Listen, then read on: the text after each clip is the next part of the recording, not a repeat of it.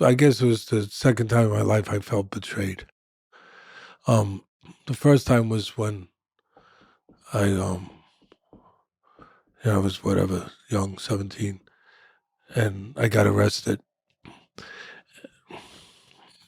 I was with all these older guys, tough guys, whatever, and supposedly, and the detectives separated us. That's what they do, and they asked me who did whatever, whose gun, this, that, all that, the particulars of obviously what we did.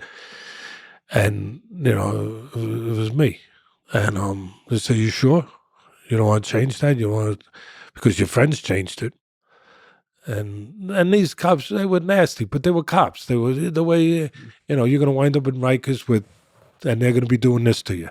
Yeah. And I won't even say the things because then why say them, figure it out. But, they're trying to get what they're trying to get. And, you want to change it? And no. But I felt very betrayed, Yeah. And especially when I was standing in the cell in Rikers looking at the airplanes leave LaGuardia Airport. Yeah. And then hoping I was on one. I was making like a deal with God that let me be on one of those planes and let it crash. I'll take a shot. Was part of you proud that you didn't give up your friends? No, because I didn't understand what proud was. I didn't understand nothing. I just understood that rules are rules. You're just loyal, and that's it. I didn't even know there was an option. I didn't think there. I know the cops said you could do this, but there was no option. My father never had an option. But the betrayal, the private betrayal was like, and so when Cuz, we were partners, me and Cuz. Yeah. Cuz was retired. This stupid kid goes up there and all of a sudden I start training fighters. First I won the gloves. Cuz put me in the gloves. I won the gloves, that I had an injury, whatever. But bottom line is I still want to fight. I want to turn pro. I want to fight. That was the plan. And Cuz had a different plan. Cuz was like, you can't. And he had it set up a little bit. Whatever. Without getting into it. Hey, he did me a favor. And I'd like to think he knew he was doing me a favor. And you know what? I do think he was. He was doing himself a little bit one too. But he was doing it for the greater cause because he believed in this thing of boxing.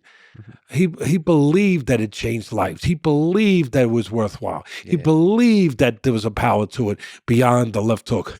The big picture of boxing. Yeah. He believed in it. Yeah, he believed that to be a champion, you had to be special. You had to be smart. You had to have character. You had that you had to be a better person, and that you couldn't make a champion if you didn't make him a better person first, and that this this could strengthen people.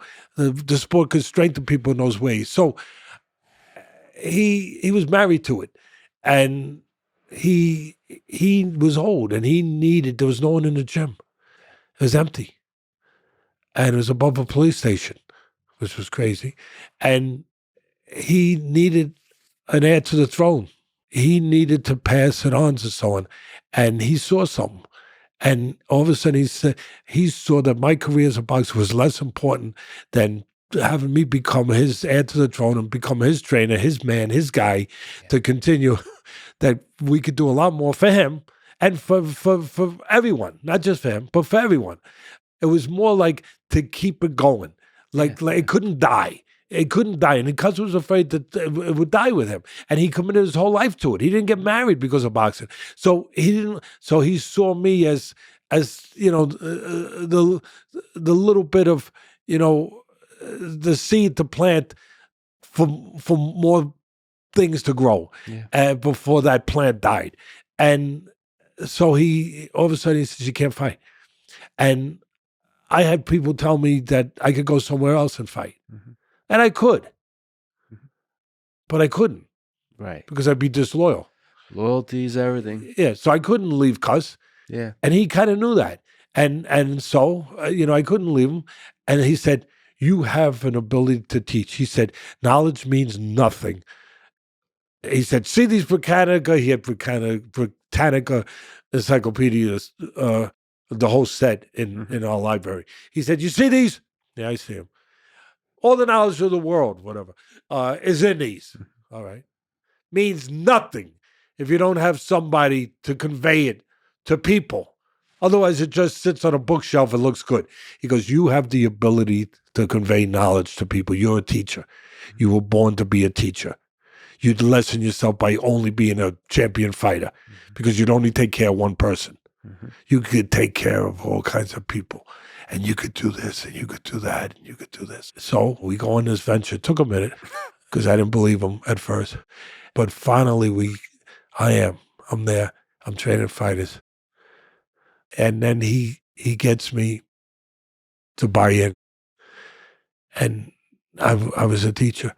And I start teaching these kids. And there's no one in the gym. It's dead.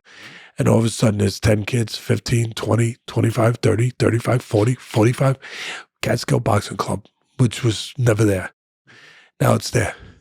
And I'm training fighters. I'm taking them down to South Bronx to get experience. One of his former fighters, Nelson Cuevas, down to South Bronx. I'm taking down there to get smokers, to get fights when they're ready. After I'm wearing out dungarees. I'm getting holes in my dungarees. I was fashionable before it was fashionable to have holes in my dungarees. Nice. I could have made a lot of money with that.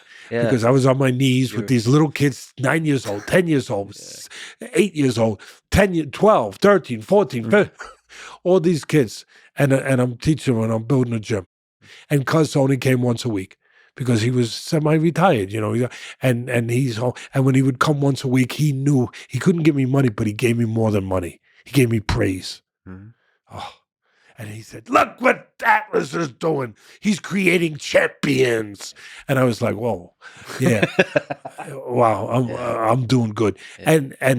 And then all of a sudden, after 4 years of that, because I was up there 7 years, 8 years.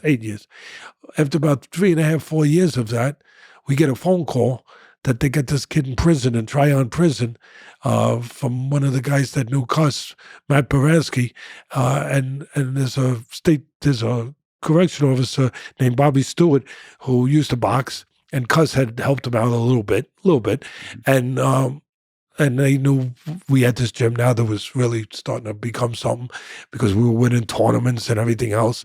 They go, we got this kid, Mike Tyson. He's 12 years old. He's 190 pounds. He's a mess.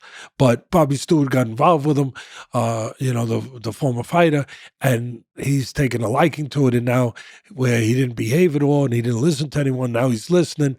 Because Bobby's got a carrot, and the carrot is he'll teach him boxing, and now he's at the point now where we want you to take a look, you and Teddy. All right, bring him down.